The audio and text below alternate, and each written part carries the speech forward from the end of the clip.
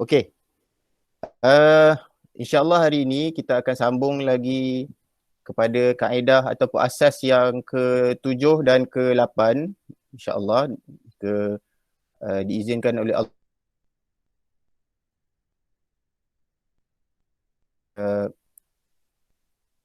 Suka untuk saya berkongsi dengan tuan-tuan dan puan-puan berkaitan dengan sebagaimana yang kita biasa mulakan, iaitulah kaedah asas tadabbur. Kalau sebelum ni kita telah bincang berkaitan dengan apabila kita, untuk memudahkan kita tadabbur, kita mengambil pengajaran daripada Al-Quran apabila datangnya ataupun berlakunya sesuatu perkara di dalam masyarakat ataupun kehidupan kita, maka kita melihat hubung kait dia dengan ayat-ayat tertentu yang mempunyai kaitan dengannya. Jadi pada hari ini, apa yang saya nak kongsikan dengan tuan-tuan dan puan-puan sekalian, ibu-ibu, ayah-ayah, iaitulah kaedahnya at-ta'ammul fi Ustaz sangkut. Sangkut. Okey. Kaedah yang saya nak kongsi pada hari ini, at-ta'ammul fi tartibil alfaz wal ayat, iaitu maksud dia memerhati susunan lafaz dan ayat, iaitu setiap lafaz perkataan dalam Al-Quran, susunan dia itu dan juga susunan ayat. Maksudnya ada kesinambungan di antara ayat-ayat, antara satu ayat dengan ayat yang seterusnya ataupun antara satu ayat dengan ayat yang sebelumnya. Begitu juga susunan lafaz. Susunan lafaz dan ayat dalam Al-Quran, dia bukan semata-mata susunan yang tidak ada maksud di sebaliknya, tetapi dia ada rahsia dan hikmah. Saya bagi contoh kat sini. Yang pertama, kalau kita buka iaitu berkaitan dengan tersangkut ke? Tadi sangkut sikit. Sikit. Okey. Okey. Contoh, saya nak bagi contoh untuk nak melihat bagaimana susunan lafaz ataupun ayat di dalam Al-Quran itu dia mempunyai hikmah yang Allah Subhanahu Wa Taala letakkan, bukan saja susunan tu semata-mata susunan. Contoh dia yang pertama yang saya nak kongsi iaitu kalau kita buka pada surah An-Nisa ayat 11 dan 12 ni, dia cerita tentang faraid, pembahagian harta pusaka. Kalau satu orang tu mati, bagaimana harta dia tu dibahagikan dengan pecahan-pecahan yang telah Allah Subhanahu Wa Taala tetapkan. Dan selepas daripada pembahagian Sangkut Ustaz. Okey. Selepas pembahagian. Selepas Allah menceritakan pembahagian ahli waris terhadap harta si mati, Allah Subhanahu Wa Taala bagi tahu, sebelum kamu ambil bahagian kamu kena selesaikan dahulu wasiat dan juga hutang si mati. Kalau dalam Al-Quran Allah sebut mim ba'di wasiyati yusi biha aw dain, iaitulah bahagian kamu semua ni, wahai semua ahli waris, adalah bahagian-bahagian yang kamu dapat selepas daripada kamu selesaikan dahulu wasiat si mati dan juga hutang si mati. Okey. Di dalam ayat ini Allah meletakkan perkataan wasiat ni. Allah meletakkan perkataan wasiat terlebih dahulu berbanding perkataan hutang. Ha. Sedangkan pada asas ataupun secara logiknya, wasiat sebenarnya tidak boleh dikeluarkan kalau harta telah habis dibayar hutang. Maksudnya kalau si mati dia tinggalkan harta peninggalan dia contoh 10,000 dan dia ada dia kata dia nak wasiatkan, wasiat ni kan paling banyak 1/3, contoh dia nak wasiatkan 2,000 kepada masjid sekian-sekian ataupun rumah anak yatim sekian-sekian. Dia nak wasiat. Tetapi dalam masa yang sama, dia ada hutang 9,000. Hutang ataupun dia hutang pun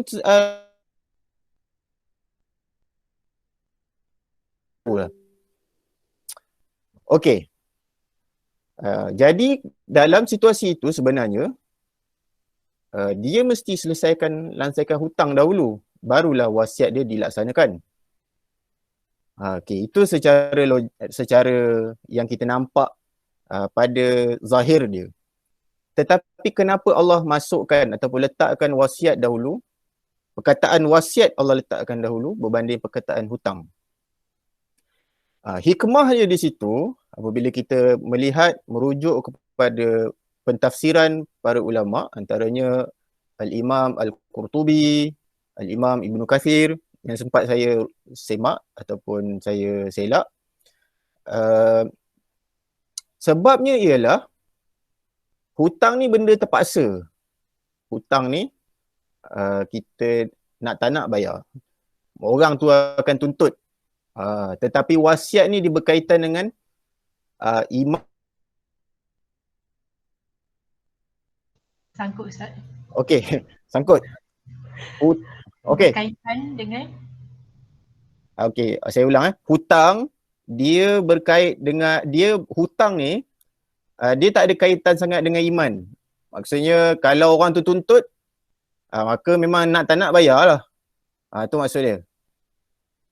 Dia adalah kaitan dengan iman tapi dia lebih kepada terpaksa untuk membayar lah. Orang dah tuntut hutang macam tu. Adapun wasiat, kalau dia sekadar wasiat yang tidak mempunyai hitam putih dengan lawyer dan sebagainya, maksudnya dia tulis tangan bagi kat anak ni wasiat aku. Kan? Dia berkaitan dengan iman. Tak ada siapa dah tahu. Masih mati dah. Maksudnya itu ada berkaitan dengan iman ahli waris. Kalau ahli waris ni dia nakal, dia abaikan wasiat, dia bahagikan terus harta. Maksudnya wasiat ni telah tidak ditunaikan. Kerana itulah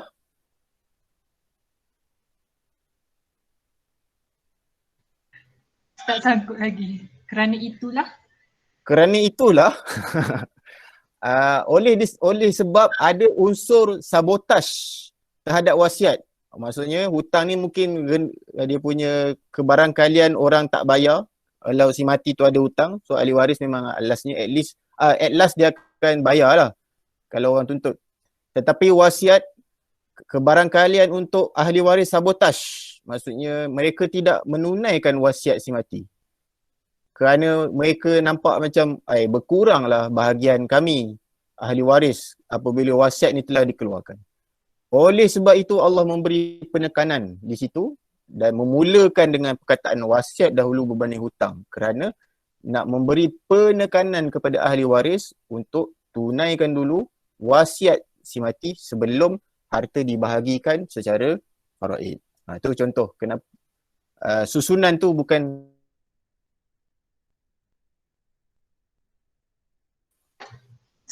Ustaz, susunan tu? Susunan itu bukan semata-mata susunan, tetapi dia ada hikmah di sebalik susunan tersebut. Kenapa wasiat dahulu yang Allah Subhanahu Wa Taala dahulukan di dalam ayat itu berbanding hutang. Okey. Faham ya? Yang kedua, contoh yang saya nak kongsi pada petang ini, iaitulah ayat berkaitan surah Waqi'ah, Al-Waqi'ah, ayat 20 dan 21. Allah Subhanahu Wa Taala berfirman wa faqihatin mimma yatakhayyarun, wa faqihatin mimma walahmi tayrin mimma yashtahun. Dalam dua ayat ni 20 dan 21, Allah Subhanahu Wa Taala ayat 20 cerita tentang buah dahulu, kemudian baru walahmi tayrin, daging. Daging kalau dalam ayat ni daging burung.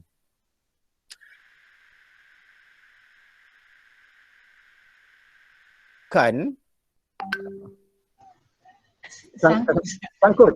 Okey, di dalam membahas Daging burung. sampai daging burung Okey. Maksudnya Allah dahulukan perkataan ataupun ayat berkaitan buah, kemudian baru daging burung. Kalau dalam ayat tu daging burung lah. Okey. Di dalam membahaskan adab-adab makan dalam kitab-kitab membahaskan tentang penyucian jiwa, tazkiyatun nafs, seperti Minhajul Qasidin oleh Ibnu Jauzi yang diringkaskan oleh Ibnu Qudamah, ataupun Ihya Imam Ghazali. Mereka, pada zaman mereka, ni saya punya sangkaan lah,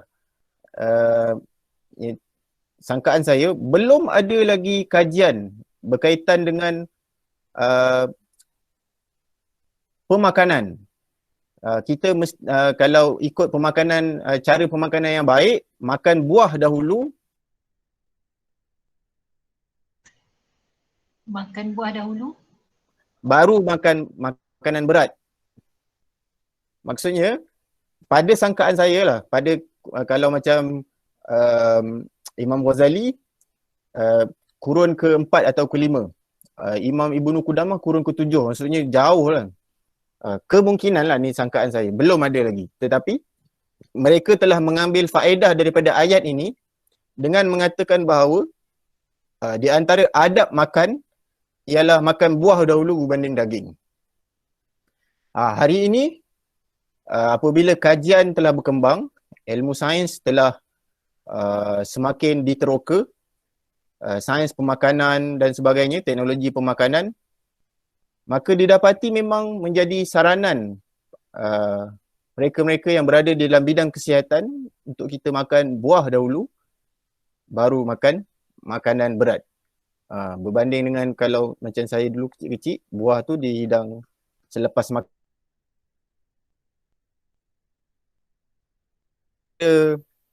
Kepada apa yang telah para ulama simpulkan daripada ayat ini, rupa-rupanya dia telah terbukti bahawa ayat ni memang susunannya itu adalah susunan yang telah pun lama hikmahnya belum diteroka, dan akhirnya dia berjaya diteroka secara saintifik pada waktu di zaman kita pada hari ini. Okey. Jadi kesimpulannya daripada pendahuluan kita ini ialah kalau kita baca Al-Quran dan kemudian kita rajin untuk semak ataupun dia panggil kajian silang dengan ilmu-ilmu yang lain, maka kita akan dapati bahawa Al-Quran ni adalah satu kalam yang mana dia betul-betul adalah mukjizat, dan akhirnya dia membawa kepada kita bertambah keimanan kepada Allah Subhanahu Wa Taala dan juga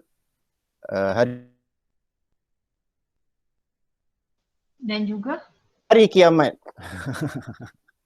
Okey. Banyak sangkut. Macam mana nak buat dah? Saya cuba tukar balik, saya cuba connect balik dengan Wi-Fi. Okey.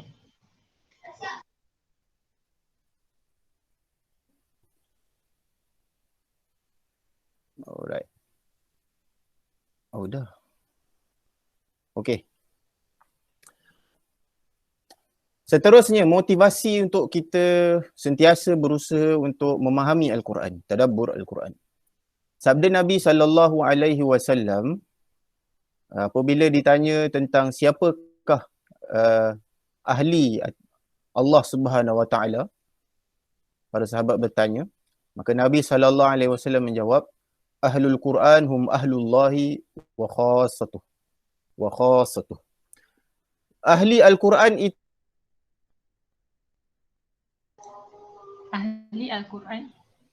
ahli Al-Quran itu ialah ahli Allah dan hamba pilihannya. Maksudnya Allah Subhanahu Wa Taala memilih ahli Al-Quran sebagai, kalau kita bahasa yang mudah difahami, ahli ni kalau dalam bahasa mudah dalam bahasa Arab, ahli ni maksud ahli keluarga. Maksudnya Allah begitu menganggap ahli Quran ni begitu rapat dengan Allah Subhanahu Wa Taala. Sebagaimana ahli keluarga rapat, ibu dan ayah, ibu, ayah, anak-anak adalah orang yang paling rapat di antara satu sama lain berbanding dengan orang lain. Begitulah ahli Al-Quran adalah orang yang paling rapat dengan Allah Subhanahu Wa Taala berbanding hamba-hambanya yang lain. Apakah ciri-ciri hadis ni? Riwayat Ahmad, hadis nombor 12,264. Okey, apakah antara ciri-ciri ahli Al-Quran yang mana banyak di para ulama? Banyak di Okey, apakah ciri-ciri ahli Al-Quran sebagaimana yang banyak ditulis ataupun ditafsir oleh para ulama ketika membicarakan tentang apakah yang ataupun apakah ciri-ciri ahli Al-Quran itu? Okey, ahli Al-Quran dia bukan bermaksud dia mesti seorang penghafaz Al-Quran ataupun dia semata-mata rajin membaca Al-Quran. Tetapi ahli Al-Quran ialah mereka yang mengamalkan Al-Quran walaupun dia tak hafal. Dia tidak menghafaz Al-Quran bukan bererti dia tidak boleh menjadi ahli Al-Quran.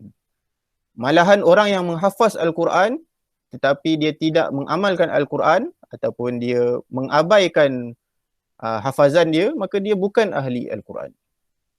Orang yang dimaksudkan dengan ahli Al-Quran tu dia sentiasa melakukan ataupun di dalam Al-Quran.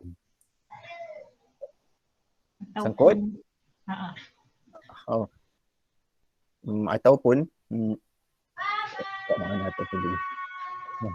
Okey, saya mula daripada awal. Ahli Al-Quran dia walaupun seorang tu dia tidak menghafaz Al-Quran, dia tetap dianggap boleh menjadi ahli Al-Quran. Kerana ahli Al-Quran ni bukan mesti menghafaz Al-Quran. Orang yang menghafaz Al-Quran tetapi dia tidak mengamalkan Al-Quran ataupun dia mengabaikan hafazan dia, maka dia tidak termasuk daripada ahli Al-Quran. Susah nak jadi ahli Al-Quran. Ahli Al-Quran ni yang paling asas sekali dia mestilah melakukan suruhan Al-Quran dan meninggalkan larangan yang terdapat di dalam Al-Quran. Dan dia menjaga batasan-batasan yang digariskan oleh Al-Quran. Al-Quran kata macam ni, dia patuh. Al-Quran larang macam ni, dia patuh. Dia buat, dia yang disuruh dia buat, yang dilarang. Yang dilarang? Yang disuruh dia buat, yang dilarang dia tinggal. Okey. Itu yang pertama. Kemudian, bagi yang diberi rezeki oleh Allah dapat membacanya dengan baik. Maksudnya kan kalau Nabi sebut orang yang mahir membaca Al-Quran, dia ma'a safarati kiramin bararah kan. Dia bersama dengan dia para malaikat mendoakan dia dan sebagainya. Bagi orang yang tersangkut-sangkut membaca Al-Quran, dia mendapat 2 pahala membaca dan juga tersangkut-sangkut tu. Tetapi kalau orang tu dia diberi rezeki yang baik, dia diberi rezeki oleh Allah untuk dia dapat membaca dengan baik, maka para ulama kata hendaklah dia berusaha menghabiskan bacaan bacaan Quran sekurang-kurangnya 40 hari sekali dia khatam. Ni yang antara yang saya petik daripada Al-Imam Az-Zarkashi dalam kitab dia Al-Burhan fi Ulumul Quran.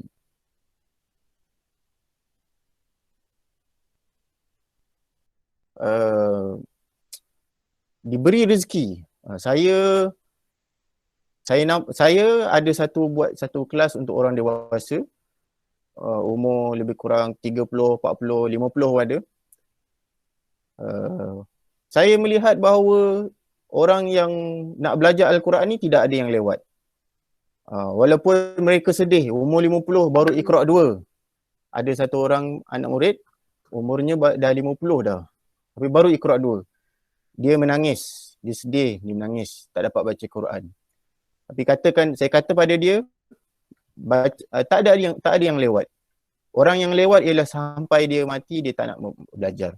Tetapi apabila ada lagi rezeki, Allah panjangkan umur, masih ada baki waktu hari-hari yang mendatang, walaupun baru Iqra' 2, kalaupun Allah tarik nyawa ketika itu baru Iqra' 4, maka dia adalah orang yang Allah sayang kerana dia adalah orang yang usaha untuk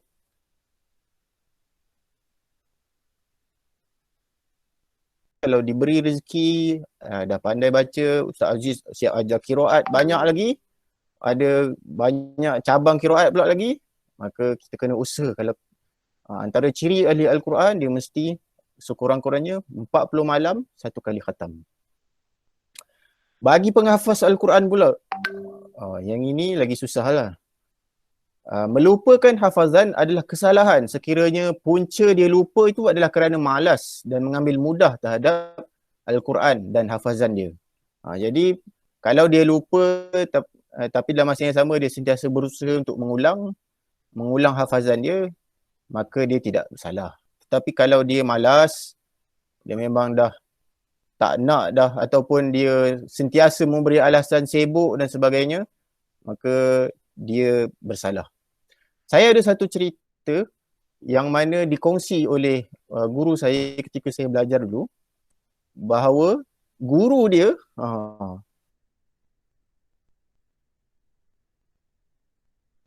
maksudnya guru kepada guru saya ni, ketika ditanya oleh seorang doktor perubatan, dia kata, aku hafaz Al-Quran tapi sekarang aku dah lupa lah. Adakah tak apa?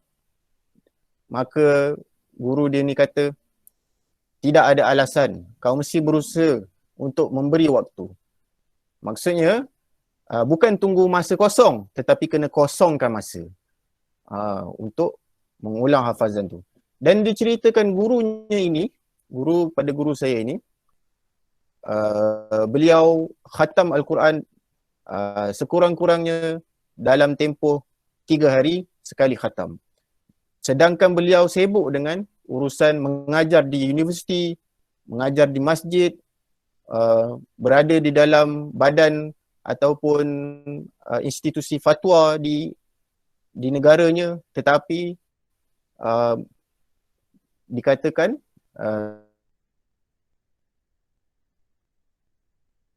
pun mengorek-ngorek rahsia guru dia, dikatakan begitu. Maksudnya tidak ada alasan sekiranya kita nak sesuatu perkara itu.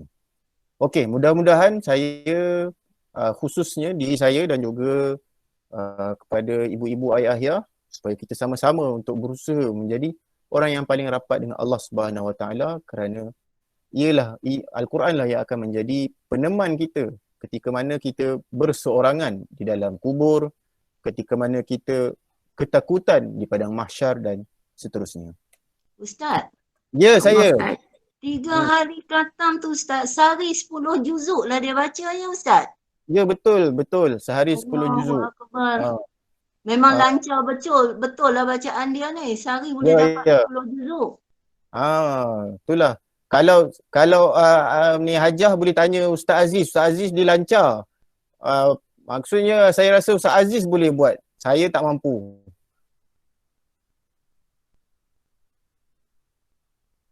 Minit.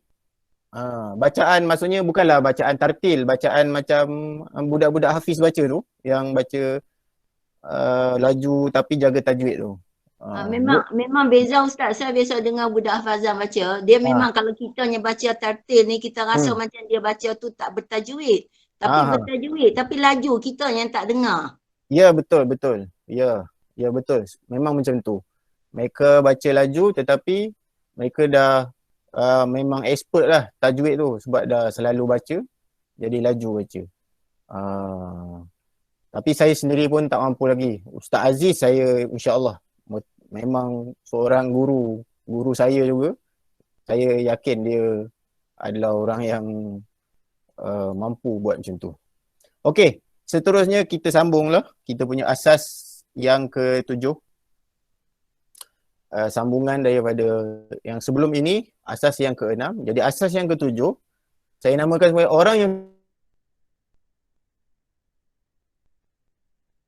maksudnya satu orang manusia, seorang individu yang diberi tugas untuk melakukan sesuatu perkara dan dia telah buat sedaya upaya dia, tetapi hasil dia tidak sebagaimana yang kita jangka, yang kita, expectation kita tidak tercapai. Jadi orang itu tidak boleh disalahkan. Mungkin dia boleh dinasihati, tetapi bukan disalahkan ataupun dicerca. Kerana apa? Kerana asas di dalam Al-Quran menyebut ma'alal muhsinina min sabil. Dan tidak ada apa-apa alasan untuk menyalahkan orang yang berbuat baik. Surah At-Taubah ayat 91. Latar belakang ayat. Ayat ini, ayat surah At-Taubah ayat 91, ayat ini menceritakan perihal mereka yang meminta keuzuran. Mereka minta keuzuran dalam jihad, dalam peperangan. Jadi mereka ni yang meminta keizinan daripada Nabi untuk tidak turut serta ni, mereka bukan sengaja. Sebaliknya mereka meminta dikecualikan kerana mereka adalah orang yang sakit. Ataupun ada di kalangan mereka yang sudah tua. Atau mereka memang tak ada apa-apa kelengkapan. Maksudnya, kalau sekarang ialah semua kelengkapan disediakan oleh kerajaan. Tetapi ketika zaman baginda, orang yang nak turut serta peperangan tu sekurang-kurangnya dia ada bekalan untuk keluarga sedikit. Untuk dia sendiri nak menyertai peperangan itu, dia sendiri kena keluarkan sendiri, duit dia sendiri untuk contoh makanan dia sendiri, kelengkapan perang dia, senjata dan seumpamanya. Tapi yang mereka yang minta keuzuran ni, mereka tidak ada. Mereka telah berusaha untuk mendapatkan segala keperluan untuk jihad. Segala keperluan untuk jihad. Maksudnya mereka nak pergi berjihad, tetapi dan mereka telah berusaha untuk mendapatkan segala keperluan untuk mereka keluar berjihad tapi tak dapat. Tapi tak ada. Akhirnya tak berjaya nak mereka penuhkan. Sedangkan pada asalnya mereka ini yang meminta keuzuran ni, dia pun nak pergi. Memang betul nak. Jadi apabila Rasulullah sallallahu alaihi wasallam tahu tentang ataupun memang secara apa orang panggil, zahirnya memang mereka ini betul-betul telah berusaha, jadi baginda bagi keuzuran kepada mereka. Kerana baginda tahu mereka bukan orang yang mencari alasan ataupun memberi alasan semata-mata takut ataupun memang tak nak pergi ataupun malas, tidak. Tetapi Sangkut Ustaz. Rasulullah SAW dia bagi keizinan kepada mereka untuk tidak turut serta peperangan ini kerana baginda tahu mereka bukan meminta keuzuran kerana malas ataupun takut ataupun memang tak ada keinginan untuk jihad, tidak. Mereka ni ada semua tu, tetapi mereka tidak mampu. Mereka telah cuba sehabis baik tetapi tak dapat. Jadi baginda beri mereka keuzuran. Tidaklah dicela mengatakan mereka ini orang yang takut, mereka ini orang yang meninggalkan jihad, tidak. Kerana apa? Kerana mereka ini adalah muhsinin, orang-orang yang telah melakukan kebaikan. Orang-orang yang telah berusaha sedaya upaya. Sehingga kan kepada limit yang mereka boleh sampai tetapi tak dapat. Okey. Seterusnya. Okey.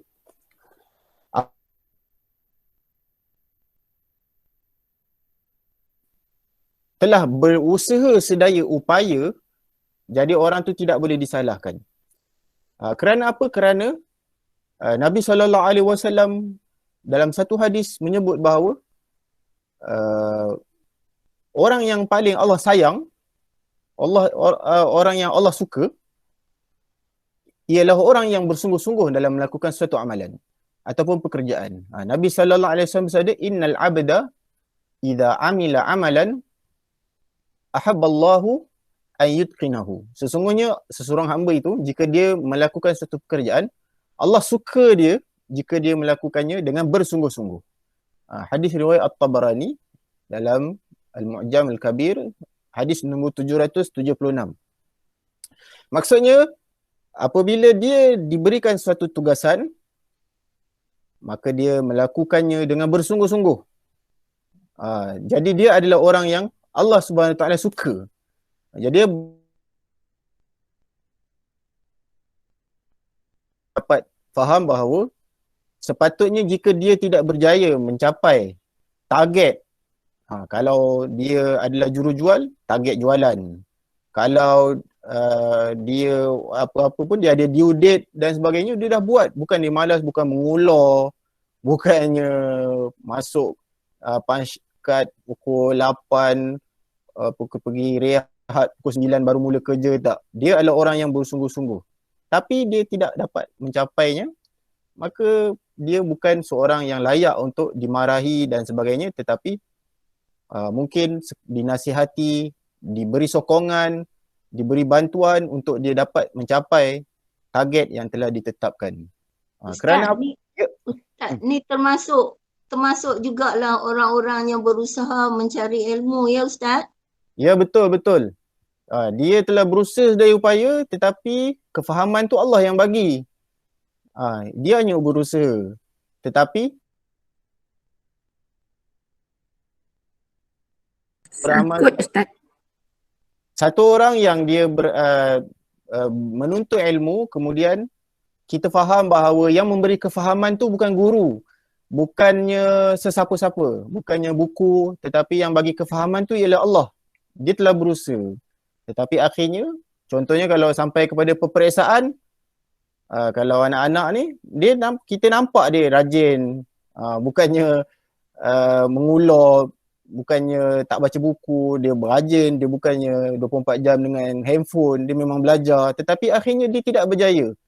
Maka yang sepatutnya kita lakukan kepada anak-anak yang menuntut ilmu ini ialah kita bagi sokongan, kita bagi dorongan, kita puji dia atas usaha dia, kita beri dia reward kerana kerajinan dia walaupun dia tidak berjaya. Kerana apa? Kerana ma'alal muhsinina min sabil. Orang yang telah berusaha, maka tidak sepatutnya dia dicela.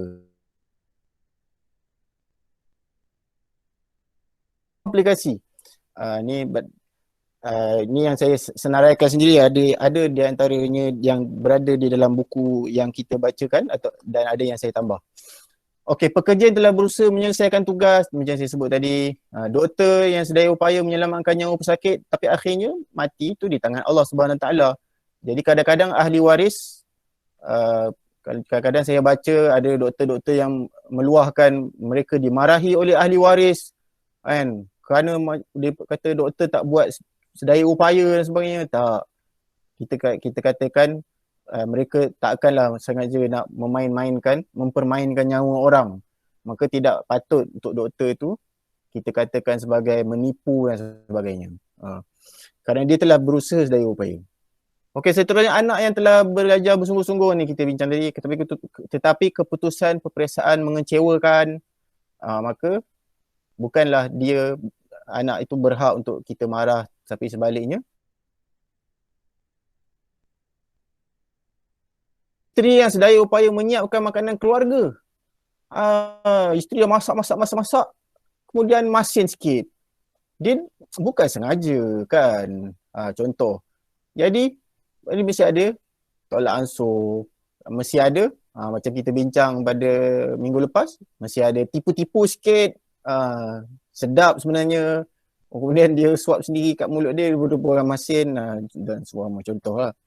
Ataupun isteri tu dah seharian dengan anak-anak di rumah, dah berperang bersilat, sidai baju, gosok baju, basuh baju, masak, basuh berak anak, mandi anak, hantar anak pergi sekolah, bla bla bla bla bla.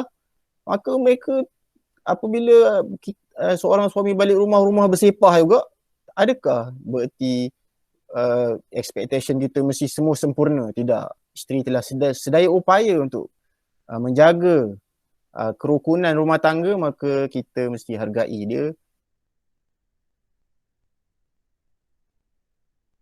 Daripada seorang suami. Begitu juga suami, dia dah bertungkus lumus mencari rezeki di luar, tetapi mungkin kadang-kadang ia belum berhasil. Kalau seorang suami itu dia berniaga, mungkin perniagaannya belum menampakkan hasil. Ataupun jika dia bekerja dengan orang, mungkin dah lama bekerja tapi masih lagi tidak naik pangkat dan sebagainya. Maka janganlah seorang isteri mendesak-desak, meminta yang bukan-bukan, mengatakan suami tidak berusaha bersungguh-sungguh dan sebagainya. Sebaliknya, seorang isteri memberi galakan, memberi sokongan dan dorongan kepada suaminya bersabar, supaya bersabar dan mengingatkan bahawa rezeki ni adalah bukan di tangan makhluk tetapi adalah anugerah daripada Allah Subhanahu Wa Taala kepada sesiapa yang Allah kehendaki. Ya, saya. Maaflah saya banyak ganggu. Boleh. Dah, saya cuma bila Ustaz cerita pasal isteri ni ni ada dua kategori. Satu isteri yang bekerja. Yang bekerja ni kemungkinan lah kalau suami dia tak belikan dia keperluan, dia masih mampu nak dapatkan keperluan tu sendiri. Ya, tapi saya. nak cerita yang tak bekerja ni. Selalu bila dengar cerita-cerita antara lelaki mengenai tentang isteri-isteri ni, selalu memperkatakan isteri-isteri ni kalau suami balik tu pakailah cantik-cantik, make up lah muka tu, pakailah wangi-wangi, janganlah malam masih sapu minyak angin aja. Dia tak fikir macam Ustaz cakap lah, dia penat, dia full time housewife, dia penat jaga anak tu, ni buatnya anak setahun seorang, kadang lengah kaki tu sapulah minyak angin kan. Lepas tu saya selalu bila kalau saya ada di kalangan tu, saya akan jawab lah, beginilah si suami, kalau nak isteri tu cantik, bermakeup, berpakaian, berminyak wangi, belikanlah, bagi kat dia. Ni suruh tapi tak bagi, mana dia nak cari duit nak beli? Betul tak Ustaz? Ya, betul. Betul. Sokong 200%.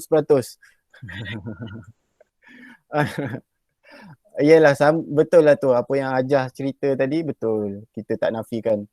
Jadi suami isteri ni kadang-kadang kita nampak hubungan suami isteri ni macam antara hak dan tanggungjawab. Tak, sebenarnya suami isteri ni hubungan dia adalah hubungan bertolak ansur. Dia bukan hubungan hak dan tanggungjawab.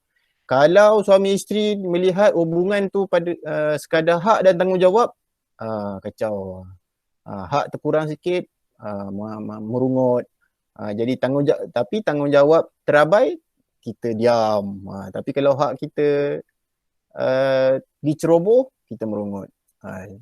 Itulah masalah kalau isteri dan suami ni dia menjadikan hubungan tu sekadar melihat hak dan tanggungjawab. Dia nak dapatkan hak dia apabila dia menunaikan tanggungjawab. Tak.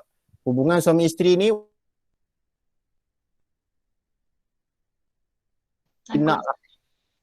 sebenarnya hubungan suami dan isteri ni apabila contohnya suami dia telah menunaikan tanggungjawab dia, bukan bermaksud dia nak semua hak dia dipenuhi. Tidak. Begitu juga isteri, dia menunaikan semua tanggungjawab dia, bukan bermaksud dia nak semua hak dia dipenuhi. Tidak. Dia adalah hubungan tolak ansur. Maksudnya Ustaz, hak dan tanggungjawab ikatan suami isteri ni adalah berdasarkan tolak ansur. Ya, betul. Tolak ansur. Saya bagi contoh kenapa tolak ansur adalah sebenar-benar hubungan suami isteri. Kalau kita betul-betul secara kita panggil begitu ketat untuk kita mengikut hukum fiqh semata-mata, kalau dalam hukum fiqh menyediakan makanan tu tanggungjawab suami, tetapi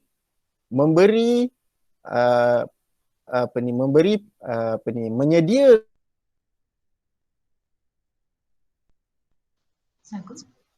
okey. Kalau kita betul-betul ketat tengok kepada hak dan tanggungjawab, kalau dalam fiqh, buku fiqh, kalau yang sempat saya lihat ataupun saya pernah lalu, menyediakan makanan ni memang pada asasnya adalah tanggungjawab suami. Tetapi dalam masa yang sama kita kena tengok, dalam buku yang sama sebut, menyediakan kemudahan perubatan, kesihatan bukan tanggungjawab suami. Kalau kita sekadar melihat kepada hak dan tanggungjawab, tengok betapa susahnya. Isteri sakit, bukan tanggungjawab aku nak hantar pergi hospital. Macam mana kalau kita nak melihat kepada sekadar hak dan tanggungjawab? Sebab apa dia buat macam tu? Sebab dia kata isteri aku kata aku kena masak. Jadi okey, tak apa aku buat. Tapi tiba-tiba isteri sakit, dia kata, tak boleh lah. Kalau dalam fiqh, tanggungjawab kesihatan ni bukan tanggungjawab suami. Kan ke? Sanggup lagi. Kalau kita melihat kepada fiqh secara ketat macam tu kan, kita akan nampak hubungan rumah tangga suami isteri tu begitu kering. Tidak ada harmoninya. Semua semata-mata hak dan tanggungjawab kan. Jadi tu kita panggil sebagai ma'alal muhsinin min sabil. Orang yang dah berusaha sedaya upaya ni, maka tidak ada celaan lagi patutnya kepada dia. Isteri dah usaha sedaya upaya, suami dah usaha sedaya upaya, maka masing-masing betul ansur.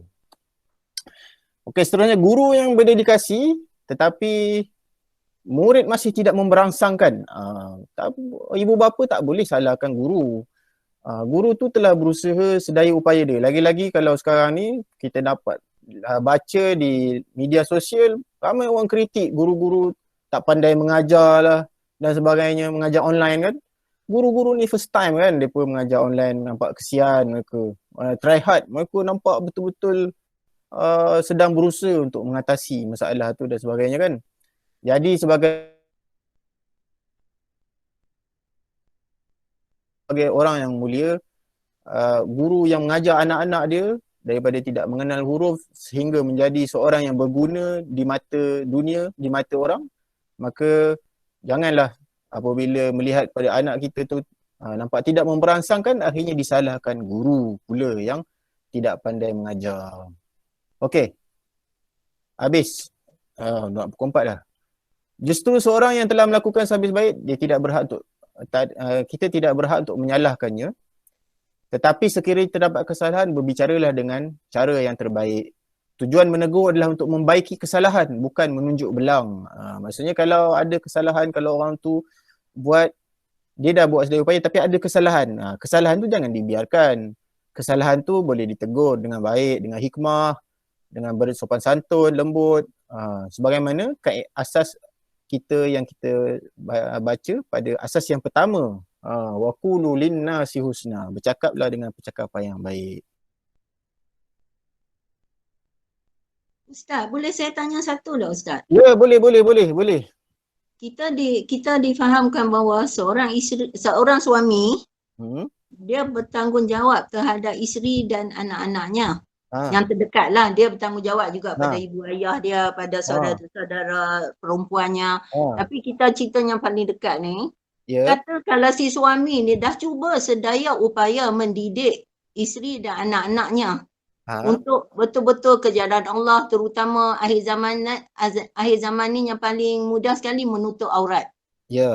Si suami dah banyak kali suruh secara baik, dah beli pun suruh pakai tudung, disimpan-simpan dan penuh almari dah, tak pakai juga akhirnya. Tapi sampai ke akhir hayat dia tetap juga tak bertudung. Adakah si suami tu masih bertanggungjawab di atasnya di akhirat nanti, ataupun suami dah tak bertanggungjawab dah sebab suami dah berusaha tapi isteri juga tetap yang tak mau ikut? Terima kasih Ustaz. Okey. Masya Allah. Hajah dia dah bertanyakan tentang perbincangan kita pada asas yang ke-8. Jadi untuk soalan Hajah ni, jawapannya adalah pada asas yang ke-8 ni, insya-Allah. Okey. Asas yang ke-8 ni memang betul-betul nak menjawab soalan Hajah tadi. Hajah apa? Baiklah Ustaz, baik. Saya tunggulah asas ke-8. Hajah Syahanum. Hajah Syahanum, okey. Minta maaf Hajah Syahanum. Okey. Maksudnya soalan Hajah Syahanum ni memang bertepatan betul dengan asas yang ke-8. Jadi kita akan baca asas ke-8 ni. Okey, asas yang ke-8 ni saya namakan sebagai manusia tidak menanggung kesalahan orang lain. Ia berdasarkan firman Allah Subhanahu Wa Taala, wala taziru waziratun wizra ukhra. Seorang yang berdosa tidak memikul dosa orang lain. Maksudnya manusia ni semua pendosa kecuali Nabi sallallahu alaihi wasallam. Seorang yang berdosa dia tidak memikul dosa orang lain. Ini adalah petikan daripada banyak surah, iaitu Zumar 7, An-Najm 38. Okey, makna asas yang ke-8 ni. Seorang individu dia hanya bertanggungjawab ke atas amalan dirinya sendiri saja. Maksudnya dia buat baik ataupun dia buat jahat, jika baik amalannya dibalas kebaikan, jika buruk amalannya buruklah balasan. Maksudnya apa yang dia buat dia yang bertanggungjawab.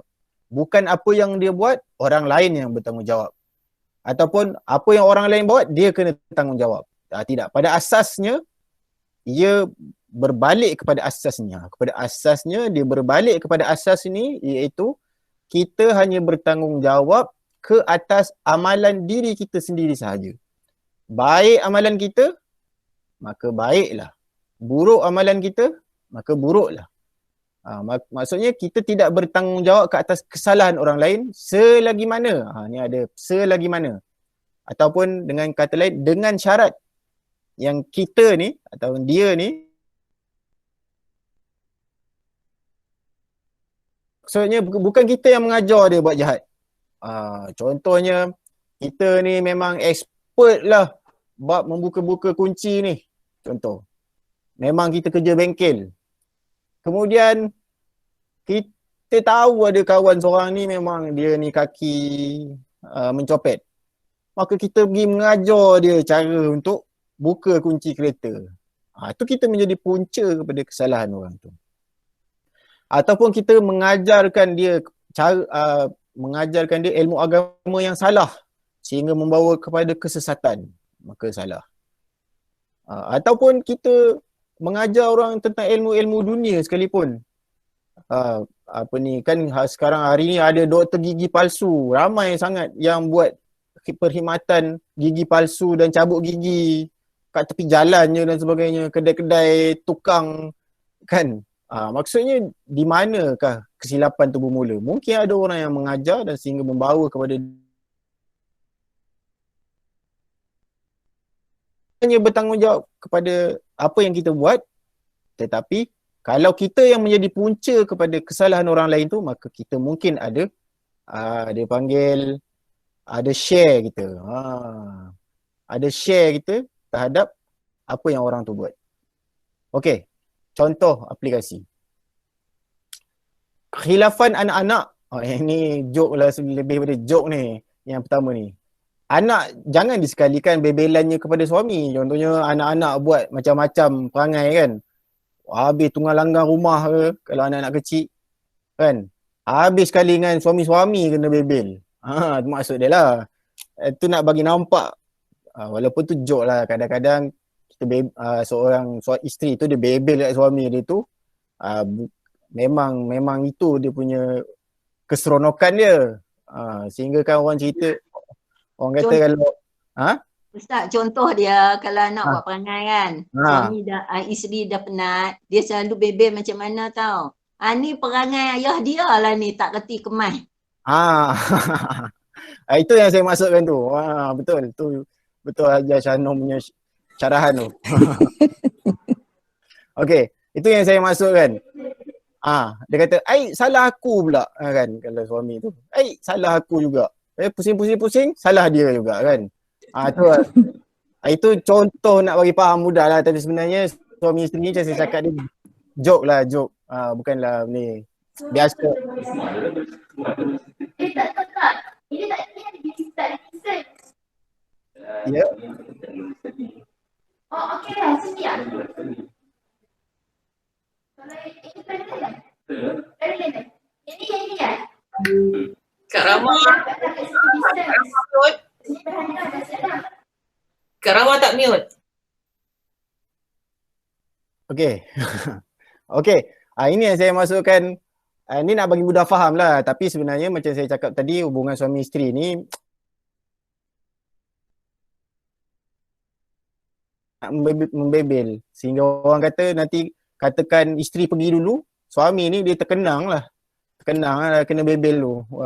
Tapi yalah, orang kata suami ni sekejap je lah dia terkenang tu kan. Tapi nak ceritanya begitulah, nak bagi mudah faham. Okey. Ustaz, Ya. minta maaf Ustaz, tapi Ya, ya. fahaman kajian orang barat ni lah Ya. mengatakan isteri ni dia kena bercakap sehari entah berapa ratus perkataan tah. Jadi bila duduk rumah dia tak ada orang nak bercakap. Jadi bila suami balik tu yang dia mula bercakap tu jadi perkataan bebel tu. Ya, betul. Saya setuju. Saya cuma bagi contoh ni nak bagi nampak je. Tapi saya setuju sangat dengan apa yang Hajah cakap tu. Memang itu adalah hobi dia. Jadi kita, yalah masing-masing orang ada hobi. Jadi kita biarkanlah isteri-isteri dengan hobinya. Iaitu membebel pada suami. Kan? Sebagaimana suami pun dia ada hobi pergi memancing lah, pergi berborak dengan kawan-kawan kat mamak dan sebagainya. Jadi suami tidak menanggung dosa isterinya selepas ditarbiah dan dinasihati tanpa jemu, disertai dengan doa. Ini yang tadi Hajah Sanum tanyakan tadi. Maksudnya kalau kita, isteri kita masih lagi dengan perangai dia melakukan sesuatu kesalahan, kejahatan, maksiat, maka seorang menjadi tanggungjawab seorang suami, dia tarbiah, dia nasihat, dia ajar, dia bagi petunjuk, bagi tunjuk ajar dan dia berdoa kepada Allah Subhanahu Wa Taala. Tetapi yang mengubah isteri dia bukan dia, sama juga dengan orang lain. Bukan kita ubah orang. Yang mengubah seseorang itu adalah di atas taufik dan hidayah Allah Subhanahu Wa Taala setelah seseorang itu memang ada keinginan untuk mengubah dirinya, meninggalkan maksiat dan sebagainya. Jadi suami dia tak tanggung dosa isteri sebagaimana yang kita biasa dengar apabila akad nikah tu, aku terima nikahnya, dosanya dan sebla-bla-bla-bla. Tidak. Dosa warisan, seseorang itu menebus diri dia untuk mengorbankan diri dia untuk menebus dosa orang lain, tidak. Islam dia begitu adil. Tidak ada satu orang itu walaupun itu adalah isteri dia tetapi dia tidak tanggung dosa isteri dia, tetapi dengan syarat kerana isteri itu adalah tanggungjawab dia, maka dia mesti tanggungjawab dia bukan memaksa tetapi tanggungjawab dia ialah mendidik, mentarbiah, menasihati, berdoa kepada Allah Subhanahu Wa Taala sebagaimana contohnya kalau dia ada kawan baik, contoh kawan baik dia tu ada maksiat yang dia lakukan secara terang-terangan ke dan sebagainya yang dia tahu, maka dia nasihat. Dia tidak bertanggungjawab di atas dosa kawan dia tu. Yang menjadi tanggungjawab dia ialah nasihat, mengajar, mengajak kepada kebaikan. Begitu juga ibu bapa. Anak-anak tunggal langgang, anak-anak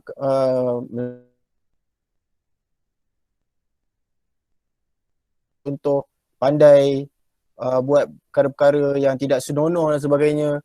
Jadi bukan menjadi tanggungjawab ataupun bukan ibu bapa menanggung dosanya. Sama ada dia balik ataupun tidak, bukan dosa ibu bapa. Setelah, tapi sama juga dengan syarat dia diberi didikan, diiringi dengan doa berterusan. Kerana Nabi SAW dalam satu hadis mengatakan kullukum ra'in wa kullukum mas'ul an ra'iyatihi. Setiap kamu adalah pemimpin dan setiap yang memimpin itu akan ditanya terhadap orang yang dipimpin. Maksud dia ditanya terhadap orang yang dipimpin, adakah dia menunaikan tanggungjawab dia sebagai pemimpin? Bukan dia, adakah dia ditanya tentang ataupun dia diazab tentang dosa yang dilakukan oleh rakyat dia, tetapi dia ditanya tentang apa tanggungjawab yang dia dah buat. Sama, pemimpin pun sama. Mereka dilakukan oleh rakyat keseluruhan. Tetapi bukan bererti kalau rakyat buat salah juga, bukan bererti pemimpin dapat dosa. Tidak. Pemimpin dia akan berdosa kalau dia tak jalankan tanggungjawab dia saja. Sama juga suami, dia mendapat dosa kalau dia tidak menjalankan tanggungjawab dia, bukan kalau isteri dia yang buat jahat. Begitu juga ibu bapa, dia tidak berdosa kerana dosa anak dia, tetapi dia berdosa kerana kalau dia tidak menjalankan tanggungjawab dia. Okey, faham Okey. Ini yang saya maksudkan sebagai dah habis. Ini yang terakhir. Tanggungjawab mencegah kemungkaran. Yang inilah yang mesti kita faham. Perbezaan di antara kita tidak menanggung dosa orang lain, tetapi dalam masa yang sama kita mungkin terkena tempias daripada dosa orang itu. Walaupun dosa orang itu tanggungjawab dia, bukan tanggungjawab kita, tetapi kita mungkin terkena tempiasnya.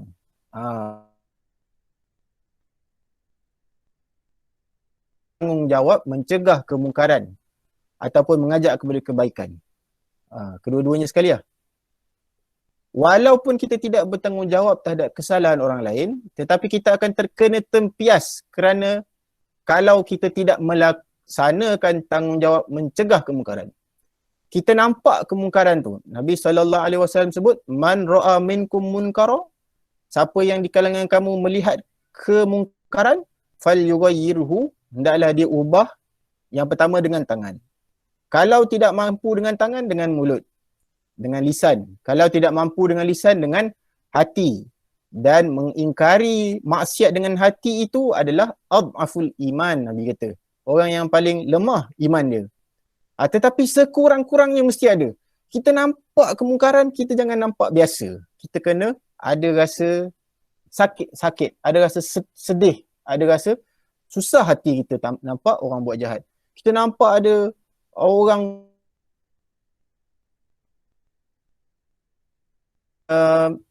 cashier cashier orang Islam yang bekerja di kedai yang ada menjual arak, kita kena sedih. Walaupun kita tahu dia memang tak ada pekerjaan lain. Nak cari kerja lain tak susah dan sebagainya.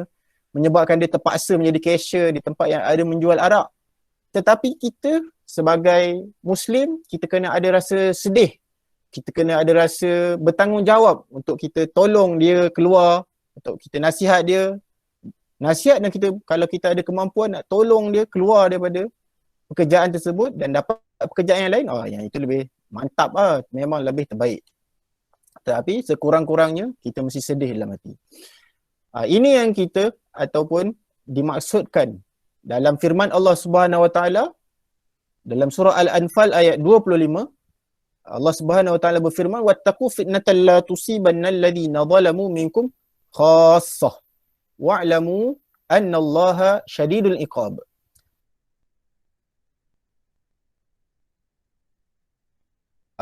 Musibah, bala dan sebagainya, kejahatan yang tidak menimpa hanya kepada mereka yang zalim di kalangan kamu secara khusus. Maksudnya kalau Allah turunkan azab kepada satu kaum, takutlah kamu, wahai orang-orang yang soleh, takutlah kamu kerana apa? Musibah, azab itu bukan ditimpa kepada orang yang zalim secara khusus. Kalau dalam satu kampung, maksiat telah dilakukan secara berleluasa. Boleh nampak ada lelaki dan perempuan keluar masuk satu rumah tanpa ada ikatan yang kita ketahui yang mereka tidak berkahwin. Contohnya, dibiarkan sahaja, maka ditakuti kalau Allah turunkan bala, maka bala itu bukan terkena kepada orang yang zalim sahaja, tetapi sama-sama terkena kepada orang yang tidak melakukan kezaliman. Kerana apa mereka juga kena? Kerana mereka tidak menjalankan tanggungjawab.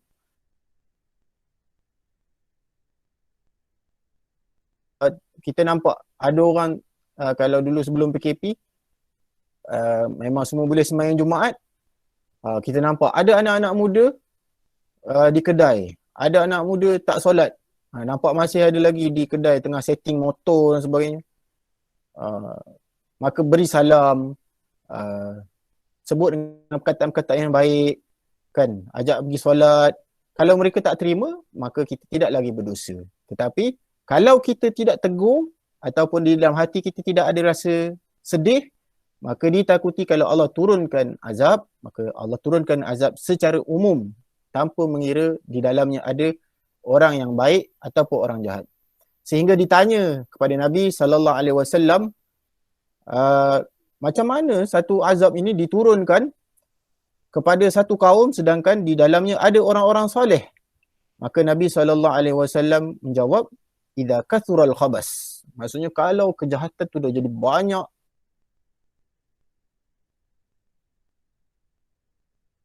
musibah itu akan diturunkan secara umum. Jadi kesimpulan dia, kita tidak tanggung dosa orang yang zalim. Tetapi kenapa kita terkena tempias? Kerana kita tidak jalankan tanggungjawab. Itu yang disebutkan bahawa ibu bapa ataupun suami tidak bertanggungjawab di atas dosa orang yang berada di bawah tanggungannya. Isteri dia, anak-anak dia tak. Dia tak tanggung dosa anak-anak dia, tak tanggung dosa isteri dia. Tetapi bila yang dia jadi berdosa, apabila dia tidak jalankan tanggungjawab. Di situ ada, dipanggil garis pemisah ada di antara, dia tidak menanggung dosa, tetapi dia berdosa kalau dia tak jalankan tanggungjawab dia yang telah Allah Subhanahu Wa Taala amanahkan kepada seorang pemimpin ke atas orang yang berada di bawah tanggungan dia. Wallahu a'lam. Setakat ini saja untuk pada hari ini. Sebelum tutup, mungkin kalau ada apa-apa persoalan.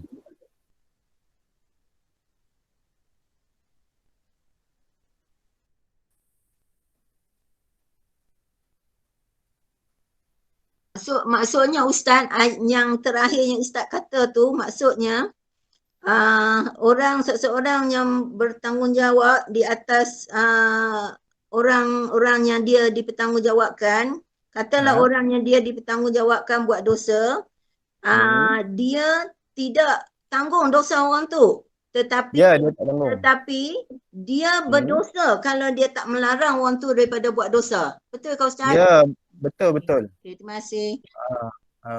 Tetapi kita kena fahamlah, kita sekadar menjalankan tanggungjawab. Kita tegur, kita beri nasihat. Tapi kalau isteri tak ikut, sama juga, bukan isteri je. Begitu juga suami. Kalau suami dia tunggang langgang dan sebagainya, seorang isteri, dia memberi nasihat, dia menegur, dia cakap baik-baik dan sebagainya. Tetapi bukanlah. Yang penting dia jalankan tanggungjawab dia. Jadi dia pun sama juga tak tanggung dosa suami dia. Walaupun suami dia mungkin buat depan dia saja perkara-perkara yang tak baik. Tetapi dia hanya sekurang-kurangnya kalau dia tak boleh, kalau contohnya kadang-kadang suaminya kaki pukul dan sebagainya, kalau dia nasihat dia dipukul, jadi sekurang-kurangnya di dalam hatinya mempunyai rasa benci dan merasa sedih kerana suaminya melanggar hukum Allah Subhanahu Wa Taala. Jadi dia sedih tu pun dah menunjukkan dia ada iman dan dia telah menegur dengan teguran yang paling minimum, iaitulah teguran dengan hati. Itu yang saya maksudkan. Okey, kalau tak ada kita tutup. Saya baca doa kemudian kita tutup ya. Okay. Saya ada tak? Tak ada. Tak ada, silakan Ustaz. Okey, bismillahirrahmanirrahim. Alhamdulillah rabbil alamin wassalatu wassalamu ala asyrafil anbiya'i wal mursalin. Amin. Hati kami, dorongkanlah jiwa-jiwa kami ke arah kebaikan. Amin. Ampunkan dosa-dosa kami, ampunkan dosa-dosa mak dan ayah kami, kasihani mereka. Amin. Mana mereka mengasihani kami sewaktu kami kecil dahulu ya Allah. Amin. Allah, berkatilah umur kami dengan amalan kebaikan. Amin. Ya Allah, berkatilah umur kami dengan amalan kebaikan. Amin. Ya Tuhanku, jadikanlah Al-Quran sebagai peneman kami siang dan malam. Amin ya Allah. Berilah kami rezeki untuk mengamalkan Al-Quran pada siang hari. Amin. Dan membacanya pada malam hari. Sallallahu alaihi wasallam Muhammad wa ala alihi wasallam. Alhamdulillahirabbil alamin. Amin. Subhanakallahumma wa bihamdika asyhadu an la ilaha illa anta Astaghfirullah wa atubu ilaik.